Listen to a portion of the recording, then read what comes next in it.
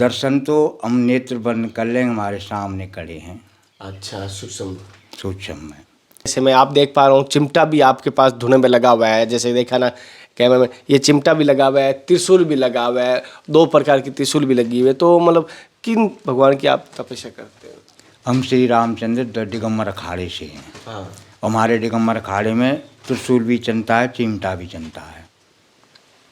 त्रिशूल भी चलता है और चिमटा भी चलता है। चिमटा हमारा हथियार है, हथियार फरसा हमारा हथियार है, धनुष बाण हमारा हथियार है, भाला भी हमारा हथियार है, तलवार भी हमारा, 5 हथियार है हमारे। अच्छा अच्छा। हाँ जी।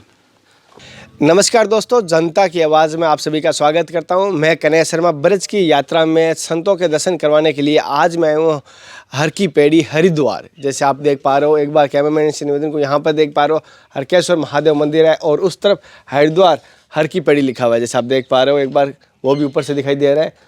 और यहाँ पर जो महात्मा जी हैं उनसे हम थोड़ी बात करेंगे, उनसे हम सत्संग लेंगे और यहाँ का महत्व भी बताने की कोशिश करूँगा।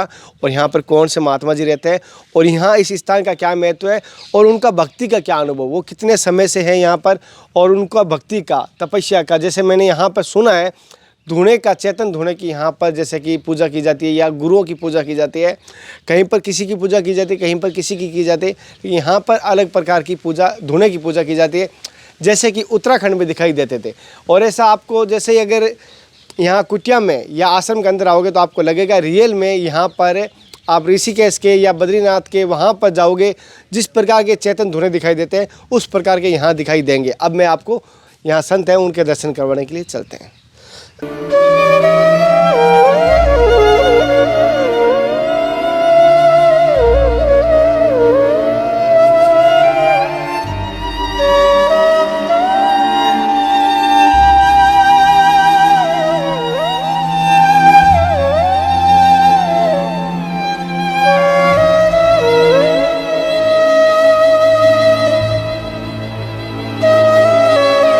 साथियों, जैसे कि महात्मा जी जिनकी बात कर रहे थे हम, उनके अभी हम धुने पे आए हैं, चेतन धुने पे आए हैं और इनसे थोड़ा आशीर्वाद लेते हैं, इनसे कुछ हम जानकारी लेते हैं, कुछ हम जैसे संतों से जो अनुभव मिलता है, जो भक्ति का अनुभव मिलता है, जो तपस्या त्याग का अनुभव मिलता है, वो यहीं मिल पाता है संतों के पास। तो मेरा मकसद ज़्यादा कुछ ऐसा सवाल लेने की अलग कड़ी रहती है, लेकिन फिर भी मैं कुछ सवाल भी लेता हूँ और संतों से आशीर्वाद लेने की कोशिश रहती है। पहले तो गुरु जी, मेरी तरफ से, मेरे देखने वाले सभी दर्शकों की तरफ से आपके चरणों में प्रणाम करता हूँ। ओम शांति। गुरु जी, आपका शुभ नाम? मेरा नाम कृष्णदास नाम। गुरु जी, जैसे आप यहाँ पर इस वन में, जैसे हर की पैड़ी पे कहूँ या हरिद्वार कहूँ, क्योंकि हमें इस स्थान को इस नाम से जानते हैं, तो यहाँ आप कब से हैं? 19 साल हो गया हमको। 19 साल? 19 साल। अच्छा। और आपने संन्यास की दीक्षा कब से ली है? 2006 से। 2006 से ली। पहले आप गृहस्थी जीवन में थे? हाँ जी। फैमिली थे, बीवी बच्चे? हाँ जी। मतलब क्या कारण हुआ कि आपने सन्यासी की तरफ बढ़े, गृहस्थी जीवन को छोड़ के? ऐसा कोई भाव कैसे आए? जो भक्ति भाव में था, हमारे पिताजी कीर्तन करते थे, हम कीर्तन में जाते थे। हम माता पिता थे हमारे, जब तक हम कहीं कीर्तन में नहीं गए। अच्छा। कहीं तीर्थ करने के लिए नहीं गए, हमारा भक्ति भाव में मन लगा।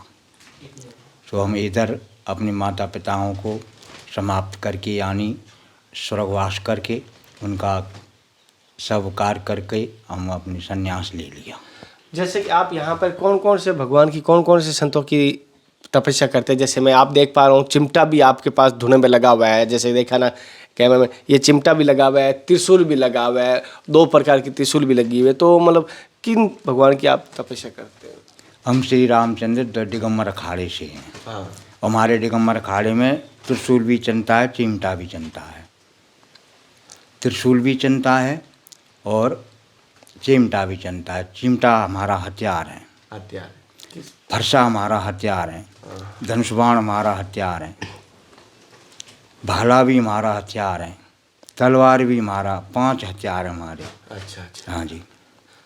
तो मतलब जैसे कि आप धुने पे जैसे आहुति देते हो, तो किन भगवान की ज़्यादातर देते हो? जब अपने गुरु की आहुति देते हैं, गुरु का भजन करते हैं। गुरु से बढ़कर कोई चीज़ नहीं है। गुरु से ही परमात्मा की प्राप्ति होती है। गुरु से बढ़कर कोई नहीं है। हाँ, गुरु से ही भगवान की प्राप्ति होती है। गुरुर् ब्रह्मा गुरुर् विष्णु गुरुर्देवो महेश्वराय, गुरु साक्षात परम ब्रह्म तस्मै श्री गुरुवे नमः। यानी गुरु से ही हमको भगवान की प्राप्ति होती है। गुरु के ही मंत्र से हम भव सागर से पार होते हैं। जैसे कि महात्मा जी, मैंने सुना है कि श्री कृष्ण भगवान कहते हैं मैं जगत गुरु हूँ, खुद अपने गीता में कहा है, तो ये क्या सत्य है? जिस जगत गुरु, वो जगत के ही गुरु मान लो, उनको गुरु हैं वो भाई। बिन के ही अदृश्य ही सारा संसार चल रहा है भाई। सारा संसार वो ही चला रहे हैं।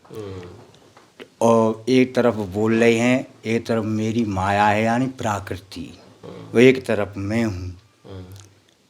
मैं हूँ ता प्रकृति नहीं है, प्रकृति है ता मैं नहीं हूँ।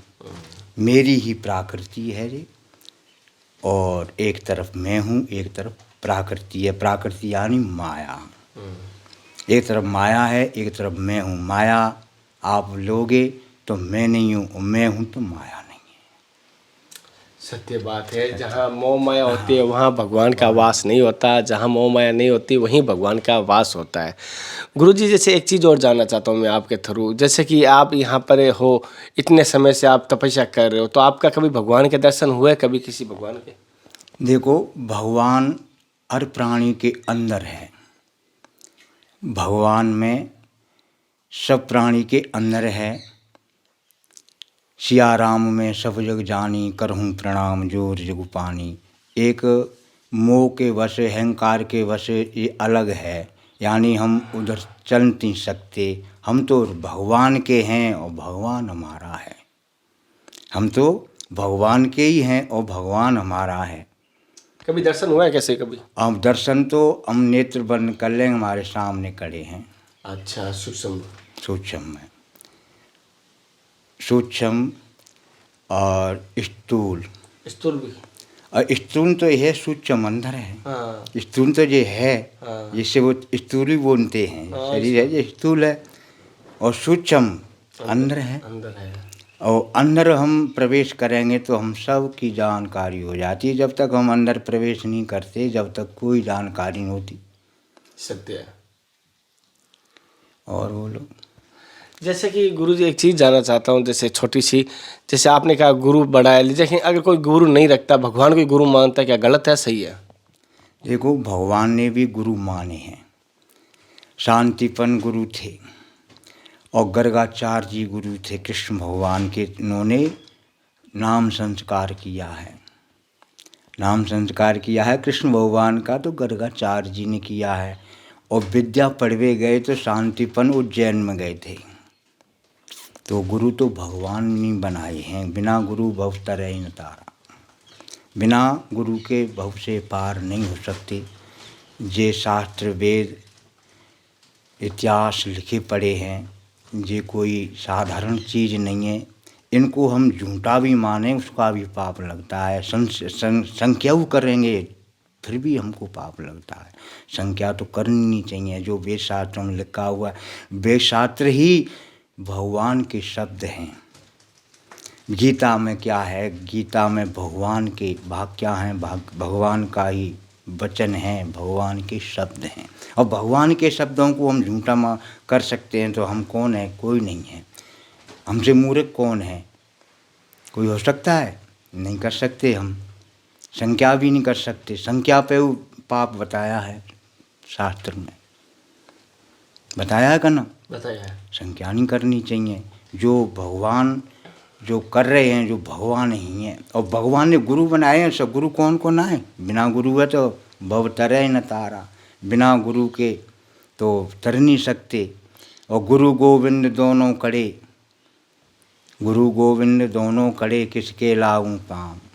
बलिहारी गुरु आपकी सो दिए, गोविंद दिए बताए। तो गुरु की ही कृपा से ही गोविंद मिलते हैं। और गुरु गोविंद दोनों खड़े, किसके लागू पाम। गुरु और गोविंद, भगवान और गुरु दोनों खड़े हैं शिष्य के सामने। और शिष्य विचार कर रहा है कि अब किसके पाम लागू। यहाँ पर आता है जी।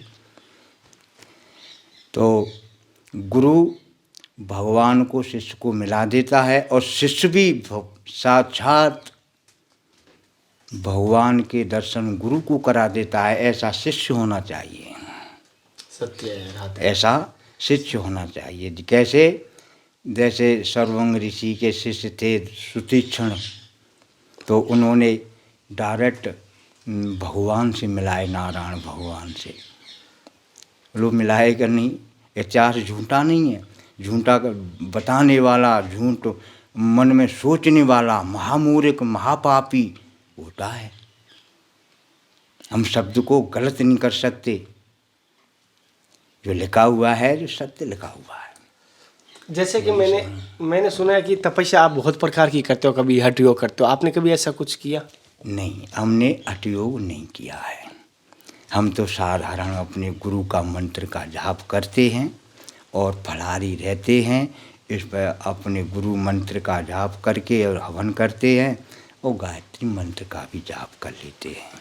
तो गायत्री मंत्र से मैं थोड़ा सा जानना चाहता हूँ, गायत्री मंत्र का क्या महत्व है, थोड़ा बता सकते हो? गायत्री मंत्र का महत्व क्या है? गायत्री मंत्र का बहुत तगड़ा महत्व है। बता सकते? गायत्री मंत्र से हमारे जो पाप करते हैं, जो भूल चूक में हो जाते हैं, वो सारे नष्ट हो जाते हैं। गायत्री मंत्र में इतनी ताकत है। और 24 अक्षरों का मंत्र चाहते हैं। अब मुझे ऐसी मालूम नहीं है, पर मेरा अनुभव कहता है कि 24 अक्षर होते हैं इसमें। अच्छा, ये आपकी फोटो है? नहीं, मेरे गुरुदेव का। अब शक्ल सेम जैसे मैच कर रही है एकदम दोनों की आपकी। देखो, बाप बेटा भी एक मैच से हो जाते हैं। गुरु और शिष्य के मैच हाँ, हो जाते हैं, ऐसी कोई बात नहीं है। पर लेकिन फर्क है गुरु और हमन में। पर लेकिन कुछ मिलता जुलता सा है। एक ही लगता है। लगता है। हाँ, वास्तव में लगता है। ऐसा ही होना चाहिए। ऐसे जैसे शिष्य भी हो जाने चाहिए। और जैसे कि महाराज जी से थोड़ी सी हम बात की थी, भक्ति के बारे में हम जानकारी भी ली थी, आपको किस प्रकार की लगी मुझे ज़रूर बताना। और महात्मा जी ने जैसे बताया गुरु के बारे में, क्योंकि इनके लिए सब कुछ गुरु है। अपने अपने संतों के अपने अपने विचार होते हैं। मैं किसी संतों के विचार के साथ, कभी उनके जीवन के साथ उनकी भक्ति बाधा नहीं बनना चाहता। और इन महात्मा जी का स्थान मैंने आपको बता दिया, वापस बताऊँगा। ब्रज 84 कोस में हरिद्वार आता है स्थान, हर की पेड़ी आती है वहाँ पे इनका स्थान है। और आप संपर्क कर सकते हो, करना चाहते हो। अगर जो जंगलों में रहते हैं तो आपको मैं छोटा सा हिंट बताता हूँ। यहाँ पर आसपास में जंगलों में संत भी रहते हैं, कच्ची कुटिया में भी रहते हैं।